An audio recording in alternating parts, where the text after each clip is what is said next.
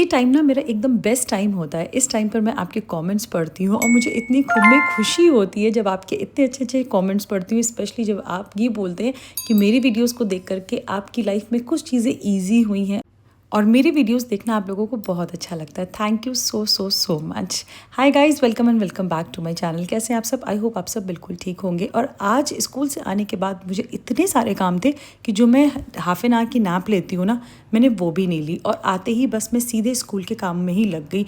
जो काम सबसे पहले होता है वो मेरा यही होता है कि मैं अपलोड करती हूँ वीडियो, वो कर चुकी थी। उसके बाद इस टाइम पर बज रहे हैं शाम के अराउंड 4:30 और आज इतना फ्लक्चुएट हो रहा था, लाइट की इतना ज़्यादा फ्लक्चुएशन था कि जिसकी वजह से बहुत ज़्यादा प्रॉब्लम्स आ रही थी और मुझे कुछ स्कूल के ऐसे काम करने थे जो कि बहुत ज़्यादा इंपॉर्टेंट थे। बस इसीलिए मैं बैठ गई काम करने, जल्दी जल्दी सारा काम निपटाया और उसके बाद में मैं आ गई किचन में और सबसे पहले मैंने अपनी कॉफ़ी उठा ली, जिसे फेंटना स्टार्ट कर दिया। मैंने पी कॉफ़ी, उसके बाद ये देखिए इतने सारे कपड़े ढेर हो गए।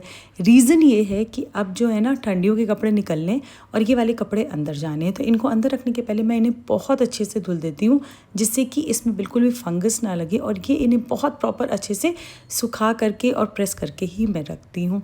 तो इसीलिए थोड़े थोड़े से इन्हें बैचेस में ही मैं यहाँ पे धुलूँगी।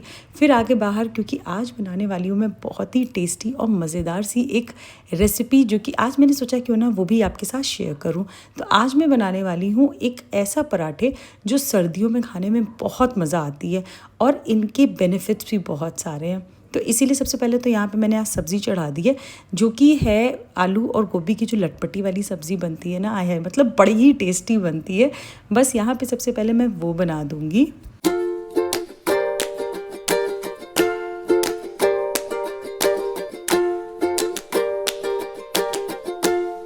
मेरी किचन की एक ऐसी हैबिट जिसकी वजह से मुझे लगता है कि मेरी लाइफ बहुत ज़्यादा इजी रहती है, वो ये है कि जैसे ही किचन में मुझे एक एक चीज़ें थोड़ी थोड़ी सी भी लगता है ना कि कुछ फैल रही है, उनको मैं तुरंत ही समेटना स्टार्ट कर देती हूँ। मतलब जैसे ये मसाले वाला डब्बा मैंने उठाया, इसको यूज़ किया और तुरंत मैंने इसको पोंछ करके रख दिया।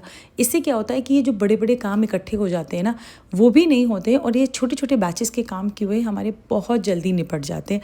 इसलिए कभी भी किचन में काम करिए तो इस चीज़ को हमेशा याद रखिए कि डब्बे तुरंत के तुरंत हाथों हाथ उन्हें उठा करके अगर हम रख देंगे अपनी जगह पर, उन्हें वो भी पोंछते हुए, तो ये जो एक वीकेंड वाला काम होता है कि घंटों हमें डीप क्लीनिंग करनी पड़ती है, वो भी नहीं होती है। और प्लस आपका किचन एकदम साफ़ सुथरा, चमकदार, बहुत ही मज़ेदार सा हमेशा दिखता रहता है। तो फिलहाल आ जाते हैं अपनी रेसिपी पे कि आज मैं क्या बनाने वाली हूँ। आज मैं बनाऊँगी यहाँ पे मेथी के पराठे, जो कि बहुत ही ज़्यादा टेस्टी लगते हैं। तो इसीलिए मैं गई थी फ्रेश मेथी लेने, क्योंकि जो सोया मेथी मैं लास्ट लाई थी उसकी सब्ज़ी बन चुकी थी। आज अचानक से मोहक का मन हुआ, वो कहने लगा देख करके कि मम्मी ये थेपले कैसे बनते हैं। तो मुझे लगा कि क्यों ना इसी टाइम पर इसको बना लिया जाए, और बस मैं चली गई लेकर के इसको आ गई। तो सबसे पहले इन्हें अच्छे से निपटा लेंगे और उसके बाद में इन्हें बहुत अच्छे से वॉश करेंगे, इसलिए क्योंकि इसमें बहुत ज़्यादा मट्टी होती है। अगर थोड़ी भी रह गई ना तो वो खसखस सी करती है, जिसकी वजह से टेस्ट भी अच्छा नहीं आता है और फिर खाने में मज़े नहीं आते हैं। अच्छा, यहाँ पे ना मैं इसको काटूंगी नहीं, मैं यहाँ पे चॉपर ले लूँगी और उसमें इसे फाइनली चॉप कर दूँगी। इससे क्या होता है कि इसका टेस्ट बहुत ज़्यादा अच्छा आता है। और अगर इस तरीके से पराठे बनाते हैं ना, तो उन पराठों का जो टेस्ट है वो एनहांस हो जाता है। और जो नॉर्मल मेथी के पराठे अगर आप उसे कट करके बना रहे हैं तो उसमें सच बता रही हूँ उतना ज़्यादा टेस्ट नहीं आता है, क्योंकि पहले मैं भी कट करके ही बनाती थी। उसके बाद में मैं चॉपर में इस तरीके से इन्हें फाइनली चॉप कर देती हूँ। सिर्फ एक छोटा सा, या जिसके अकॉर्डिंग आपकी मेथी है उसके अकॉर्डिंग प्याज डाल लीजिए और बस उसके बाद में इसे अच्छे से चॉप कर लीजिए। अब आप कहीं अगर ये सोचेंगे कि चॉपर नहीं है जिसमें फाइनली चॉप हो जाए, तब आप इसे बहुत फाइनली चॉप ऐसे ही कट करने की कोशिश करिए, फिर उसे इसमें डालिए। लेकिन वो बड़े बड़े से टुकड़े अगर रह जाते हैं ना, तो फिर ना तो खाने में मज़ा आती है और फिर पराठे भी उतने ज़्यादा टेस्टी नहीं बनते हैं। तो ये जो मेथी वाला काम था वो तो हो गया। अब हमें लेना है यहाँ पे गेहूं का आटा और उसमें डालेंगे 2 बड़े चम्मच बेसन। बेसन डालने के बाद में इसमें डालेंगे अब हम कुछ स्पाइसेस। सबसे पहले डालेंगे नमक, उसके बाद थोड़ा सा सब्ज़ी मसाला, हल्दी पाउडर और उसी के साथ में लाल कश्मीरी मिर्च पाउडर, थोड़ा सा आमचूर पाउडर और उसके बाद में लास्ट में हम इसमें डाल देंगे जीरा। और जीरा जिस टाइम पे डालें ना, उस टाइम पे बस थोड़ा सा हल्का सा हमें जीरा डालना है। नेक्स्ट इसमें डालेंगे अजवाइन। अजवाइन डालने के पहले हमेशा जब भी अजवाइन यूज़ करें इस तरीके से क्रश करके डालें, तो इसका जो टेस्ट है एनहांस हो जाता है। कभी भी डायरेक्टली अजवाइन हमें यूज़ नहीं करनी चाहिए। नेक्स्ट ये जो हमारा पूरा मिक्सचर है ना, इसे मिक्स अब हमें करना है।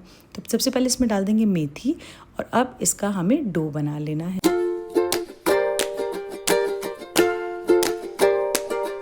आज जिस टाइम पर मैं स्कूल से आ रही थी ना, तो उस टाइम पर मेरे दिमाग में इतनी सारी चीज़ें चल रही थी, मुझे लग रहा था कि आज मेरे पास तो काम का भंडार है। रीज़न ये है कि नेक्स्ट डे मतलब कल है कार्तिक पूर्णिमा, जिसकी वजह से उसकी पूजा की भी सारी तैयारी करनी है, साथ में मुझे डिनर भी प्रिपेयर करना है।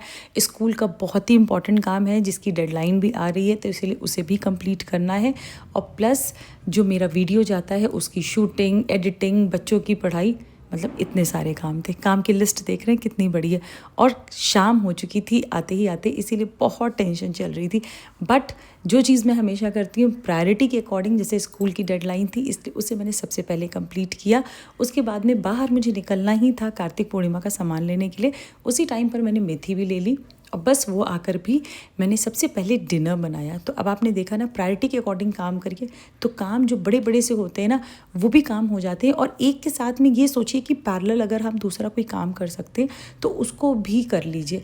उससे क्या होता है कि काम भी ईजिली हो जाता है। और जब बहुत ज़्यादा काम है, आपको ये लग रहा है कि आप काम नहीं कर पा रहे हो, चीज़ें नहीं हो पा रही हैं, तो उस टाइम पर जो सिंपल सा एक हैक है वो ये है, 2 मिनट रूल। पहले वो काम कर लीजिए जो आपको लगता है 2, 4, 5, 10 मिनट में हो जाएंगे। फिर बाकी के सारे काम बाद में करिए, क्योंकि जब हम बड़े काम पहले कर लेते हैं ना, तो हम एग्जॉस्ट हो जाते हैं। उसके बाद हमारी बॉडी में बिल्कुल भी ताकत नहीं रह जाती है कि फिर वो हम 2, 4, 5 मिनट वाले काम भी करें। सो बस इसी तरीके से मैं अपने सारे काम मैनेज करती हूँ। और सच बताऊँ तो आज का भी मेरा काम अच्छे से निपट गया।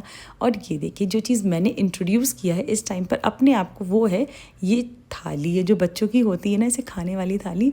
अब मैं इस टाइम पर इसमें खाना खाती हूँ।